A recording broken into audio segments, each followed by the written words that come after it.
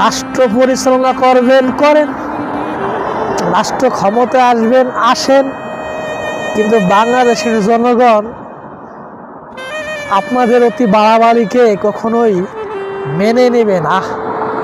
জনগণের সেন্টিমেন্ট বোঝেন, জনগণের মনের কথা বুঝতে চেষ্টা করেন, বাংলাদেশের জনগণ কি চায়।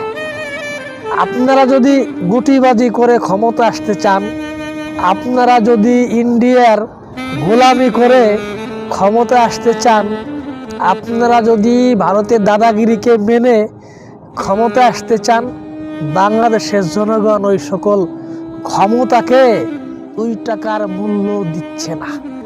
এই জন্য ভারতের আগ্রাসন, ভারতের আধিপত্যের বিরুদ্ধে রাজনীতি করতে হবে। আপনি যদি ভারতের আধিপত্যের বিরুদ্ধে রাজনীতি করতে না পারেন, আপনি ক্ষমতায় আসতে পারবেন না। আপনি লিখে রাখেন কাগজে কলমে, কারণ বাংলাদেশের মানুষ ভারতের আধিপত্যকে পছন্দ করে না। বাংলাদেশের মানুষ ভারতের দাদাগিরিকে পছন্দ করে না। বাংলাদেশের মানুষ ভারতের শেষরামিকে প্রশ্রয় দেয় না।